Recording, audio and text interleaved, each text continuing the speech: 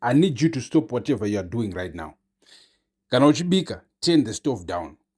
Kana uri driver, pull over. Seriously, pull over. If you are lying in bed scrolling at midnight, sit up. Because what I am about to tell you right now affects every single Zimbabwean living in South Africa. Whether you have been here for 5 months or 15 years, whether you are in South Africa, whether you have papers or you are still trying to get papers, whether you are in Johannesburg or Cape Town or Durban or a small town in Limpopo where you think nobody is paying attention, they are paying attention. And the decision is coming, a government decision, a South African government decision that is going to change the daily reality of Zimbabwean life in the country in ways that most people are completely unprepared for. Right? Panopam Zimbabwean, we are going to tell you what is coming, why it is coming, and most importantly, what you need to do right now before it arrives. Stay with me. This one is important. Zimbabwe. Let me give you the background first, because this decision didn't come from nowhere. Nothing in politics comes from nowhere. Everything is history, everything is a pressure point, and if you understand the pressure, you can predict the decision. South Africa right now is under enormous political pressure around immigration.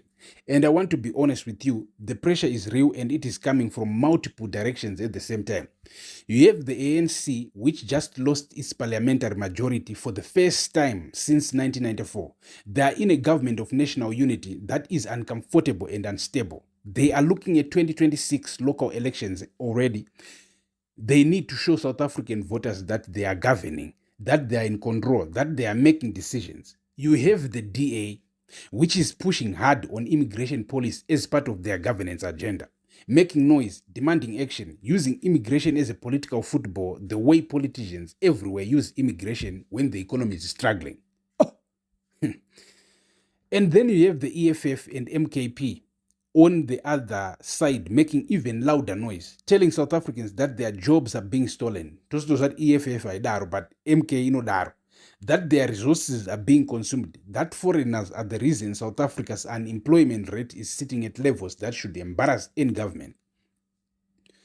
When you have that much political noise coming from that many directions, a decision gets made, and that decision is coming for Zimbabweans specifically. Here is why. Right, Zimbabwe.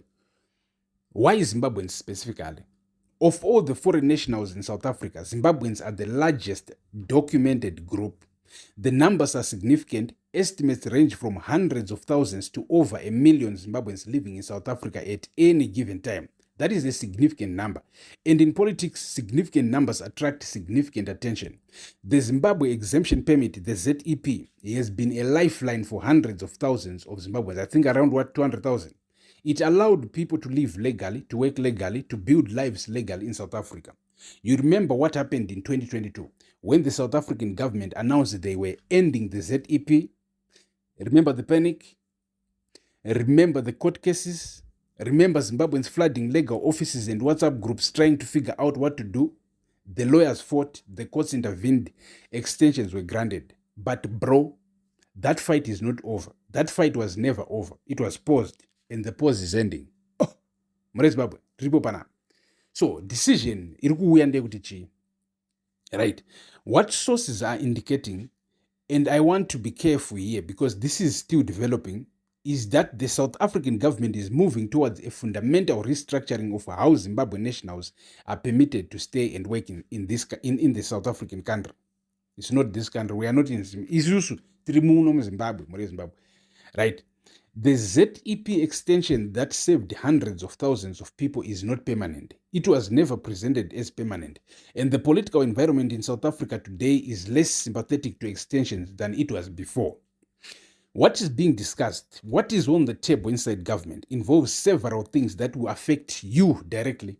First, a stricter skills-based pathway, meaning if you cannot prove you have a skill that South Africa specifically needs, your pathway to legal status becomes significantly narrower. This sounds reasonable on paper. In practice, it excludes the majority of Zimbabweans who are doing essential work in construction, domestic work, agriculture, and the informal economy. Second, increased enforcement. Home Affairs has been under pressure to demonstrate visible action. Visible action means raids. Visible action means deportations. Visible action means checkpoints and document checks in areas with high foreign national populations. Johannesburg, Pretoria, Cape Town, places where you live and work every day. Right? Third, Zimbabwe. And this is the one that nobody is talking about loudly enough. Employer accountability, meaning South African businesses that employ undocumented foreign nationals face serious consequences, which sounds like it targets the employers, but in reality it targets you, because the moment your employer faces risk, you become a liability they cannot afford to keep. Oh. These three things together, tighter pathways, increased enforcement, employer accountability, create a situation that is genuinely difficult for Zimbabweans who are not prepared. And here is the part that frustrates me most. Every time these decisions come, and they come every few years like clockwork, Zimbabweans are caught off guard, scrambling, panicking, flooding WhatsApp groups with half information and full panic. Bro, have you heard what they are doing? My friend said they are deporting everyone by December. Someone in Home Affairs told my cousin that the deadline is next month, blah, blah, blah, blah, blah. And in that panic, Zimbabwe, people make bad decisions. They pay fraudsters for fake documents. They sign bad contracts because they feel they have no options. They disappear into situations that are more dangerous than what they were trying to escape. This is what happens when you are not prepared. And preparation starts with information, which is why I'm telling you right now, before the announcement, before the panic, before the WhatsApp rumors take over, so that you can move with information instead of fear. What you need to know right now, Zimbabwe, let me give you something practical. Because Panopam Zimbabwe, we do not just tell you what is happening. We tell you what to do about it. Right. Number one, get your documents in order right now. Not next month, not when you hear the announcement. Right now, whatever legal pathway you qualify for, ZEP, critical skills visa, general work visa, start that process today. The queues at Home Affairs are only going to get longer as this develops. Number two, know your rights. South Africa has a constitution. That constitution protects people, including foreign nationals. From unlawful treatment, it protects you. If you are stopped, if you are detained, if you have rights, you have to know you have rights. Even if you know them, write them down, save them on your phone. Right. Number three, find a credible immigration lawyer or legal aid organization. Not a man outside Home Affairs who says he can help you for 2,000 Rand. A real lawyer. There are organizations in Johannesburg and Cape Town that offer affordable or free legal assistance to Zimbabweans. Find them before you need them desperately. Toziva kuti vazhinji vemazimbabweans vanenge South Africa, of course, ndeimwe yaya yekuti mapepa sure hatoripo, chero passport hapana, etc. But kana zvakamira saizvozvozvo, of course pane pasina zvamungaita, mungagozvifambisa sei. But apa tiri kungotaura options aripo. Number four, Zimbabwe, build community. The Zimbabweans who navigate these situations best are never the ones who try to survive alone.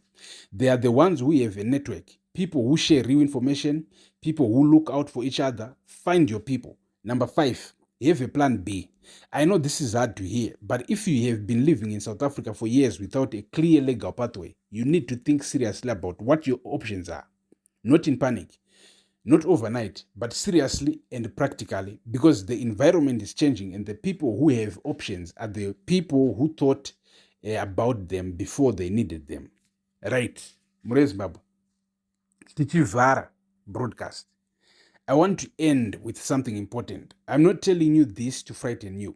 I'm not telling you this to make you pack your bags and run. Zimbabweans in South Africa have built real lives here, there. Real businesses, real families, real contributions to the economy and the society that South Africa itself benefits from enormously. You deserve to be treated with dignity. You deserve clear and fair processes. You deserve a government on both sides of the Limpopo that treats you as a human being and not a political football. But dignity doesn't come from waiting and hoping. Dignity comes from being informed, being prepared, and being organized. Share this video right now. Send it to every Zimbabwean you know in South Africa. Your brother in Pretoria, your sister in Cape Town, your friend in that small town in Limpopo where they think nobody's paying attention. Because we are all paying attention. And wherever you are right now, be safe, be informed, be ready. Zimbabwe, we move. Zimbabwe, thank you for watching. Stay tuned. Peace.